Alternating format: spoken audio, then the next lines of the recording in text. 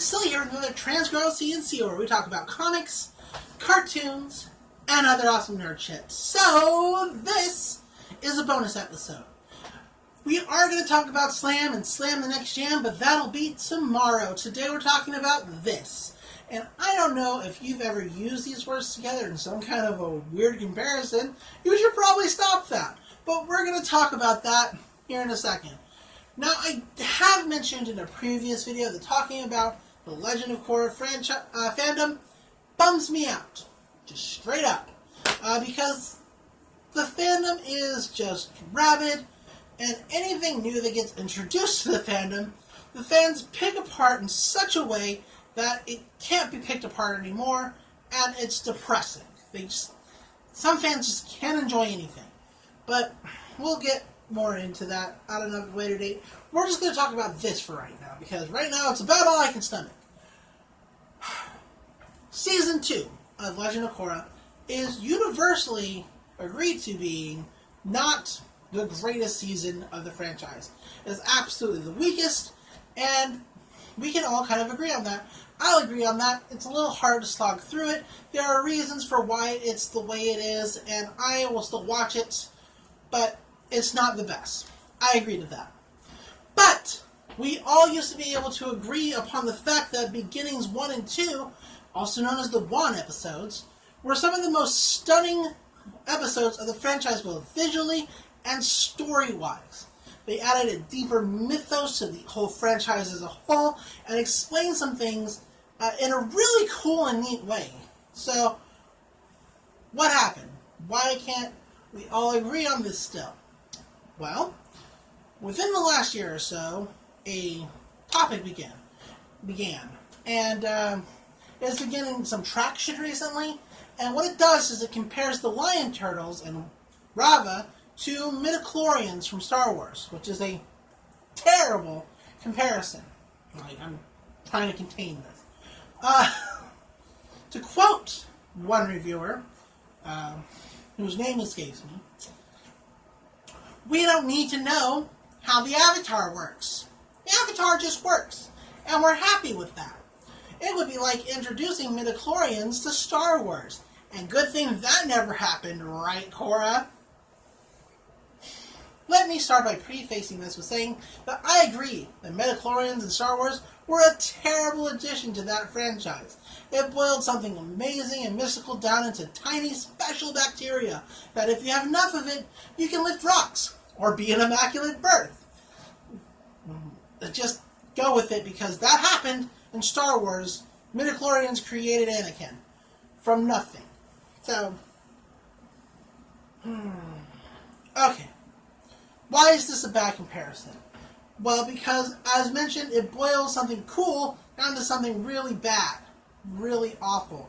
And that's not what the Lion Turtles or Raava are at all. In fact, if anything, it gives a better understanding to how the universe of Avatar actually works. And that's what an addition should do. It should make the story better. And these totally did. But I'll explain it in better detail. So let's start, first of all, with Raava. Raava's the reason the Avatar is the Avatar. Raava is the spirit of light and order.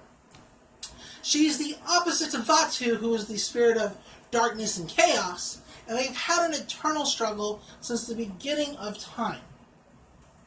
Now, Wan, who didn't know anything about this struggle, happens upon them one day and he separates them with his firebending, which, isn't amazing yet, but it's enough to, get them to separate. And Vaatu goes, "Ha ha ha, I'm out of here." And Raava's like, "You idiots! I have to keep them contained, otherwise, world of darkness, blah, blah, blah, blah." Not the vampires, but you get what I'm saying.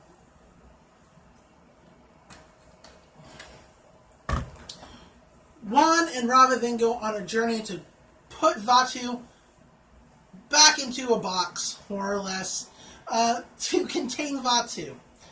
And along the way, Wan gets the idea hey, we can't do this with just firebending and you. We should have all the elements. That's a great idea. And so he gets the help of the Lion Turtles to learn all the elements. Now, you can only use one at a time, and basically Raava travels through him to give him access to a new one, or whatever. Now, they can be together for a while, but if it's too long, they fuse. And of course, that's what happens. The battle gets too fierce. Raava and Wan have to become one. And that's how the Avatar was born. Yes, it started with Wan, but it really was born from the infusion of Wan and Raava. So, if you're keeping up with me, cool. That's good. Now, towards the end of Wan's life, he tried to bring about balance to the world. He thought that that was his purpose because he had these special abilities that were granted to him by Raava. But he wasn't able to do it in his lifetime, and so Raava decided, well, we're still going to do this. You and me. I'm going to take a piece of you, and we're going to travel to some other person, and they're going to know, or they're going to learn, more or less. They're going to continue your struggle. And that's what the Avatar is. That's why the Avatar is supposed to bring about balance to the world, is because that's what Wan wanted. And it's always been this driving force. And the reason why it's never brought up, I suppose, in the first series is, I mean, you can say that the creators didn't know about it, or, they just made it for the second series, and that's fine. But if you really want to get into it, it's because over time, remember that Vaatu hadn't reappeared in over 10,000 years. Boom. Done with that. So, over a length of time, legends and stories get forgotten or they get changed, and so you lose the original intent of them. Why did we ever see Raava for Aang? Why did Aang ever meet Raava? Well, you can go with the route that Raava didn't actually exist in the universe yet because Mike and Brian hadn't thought of it, or you can understand that Aang was more spiritually inclined and didn't need Raava. He didn't need Raava's guidance at all. Korra was not spiritually attuned, and that's fine. She was a different kind of avatar. All avatars are different, which is a totally different discussion that we need to get into at some point, but not today. And that's why she met Raava, is because she needed Raava. Now, you can be angry all day long about how Korra lost the connection to her past lives. I mean, even though that really wasn't her fault, but we're not about that. So, why is Raava not like Midichlorians then? This is explaining a thing that I guess we weren't really asking about, and so why is this bad? Why isn't this bad? Because it explains why the Avatar is the champion of balance, why the Avatar is chosen. It's all connected to Raava and Wan.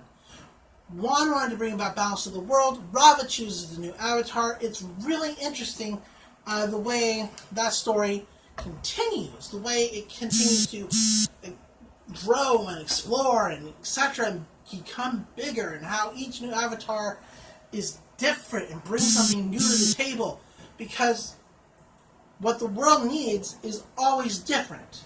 It's always different. Like, the solutions that might have worked for one Avatar aren't necessarily going to work for the next, so they have to add their own input, their own ways to do something. And so, yeah. That's why not so bad.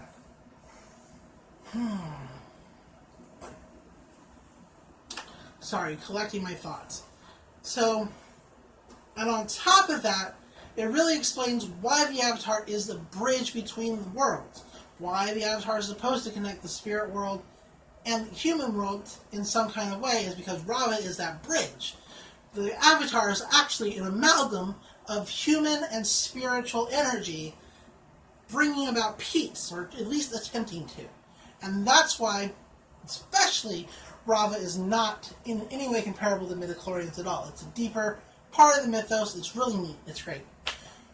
Which brings us to the lion turtles. Now, in the original series, we're taught that lions,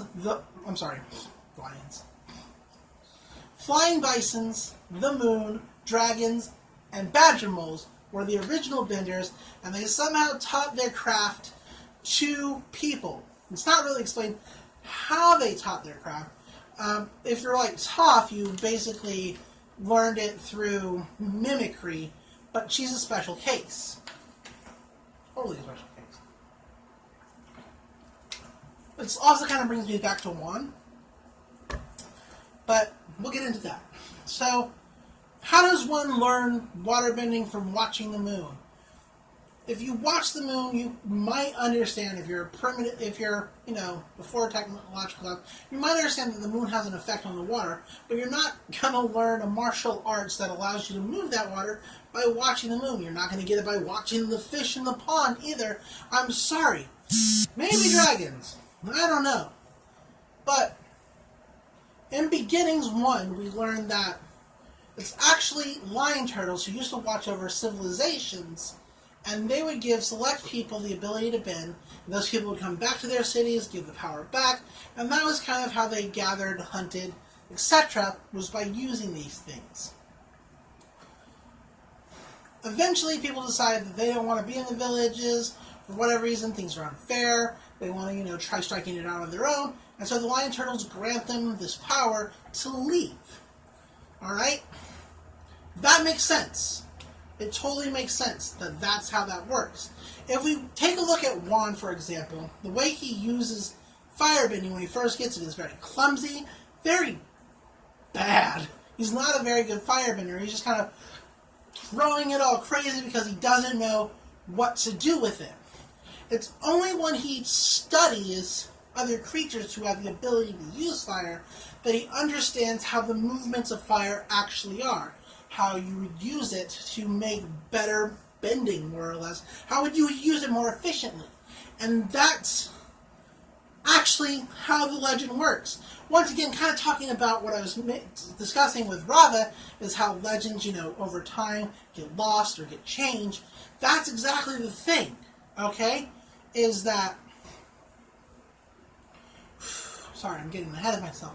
Is that, yes, the lion turtles granted these people these abilities, but they didn't teach them how to use it.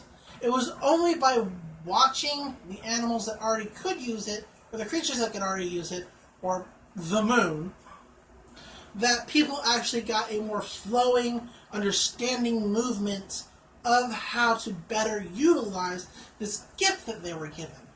And so, when their children were born, and they developed the same powers because it passed along genetically, they were like, well, how do I use it better? And they're like, well, I'll teach you what I know, but you should also watch, this dragon, because this dragon has a lot to teach you about how to use fire. And that's how that happened. So, eventually, the lion turtles were totally forgotten about, as we found out through, Avatar: The Last Airbender. The lion turtle appeared and gave Aang his Deus Ex Machina for getting out of the situation with Sozin. I'm sorry, not Sozin. Ozai. Yeah, so, water. The lion turtle explained that, we didn't used to bend the elements, we bent the energy in people. And that's what the lion turtle was getting at, is that the lion turtles instilled this in people, and it was only through mimicry of creatures that already had these abilities that humans got anywhere near good at it. And so as time went on, people forgot about the lion turtles, and they're like, well, where do we learn this bending from? Who are the first benders? And they're like, well, we studied waterbending from the way the moon pulls and pushes the tides. We studied firebending from the way dragons move and blast their bodies, or the way badger moles lift and move the rocks to get where they need to go, or how sky bisons use their masks to push the air and make it move. Those were our teachers, and that's not untrue, because, like I said, Juan was terrible at bending. Well, he wasn't good.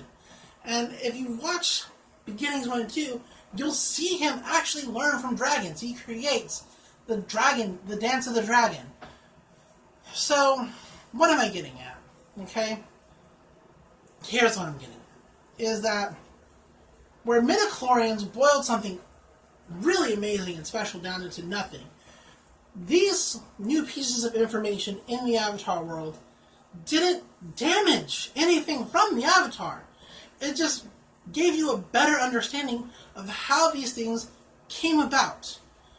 Yes, Raava's the reason that we have the Avatar, why the Avatar can use 4 elements. There's an explanation, and it's not a bad one. It's a good one.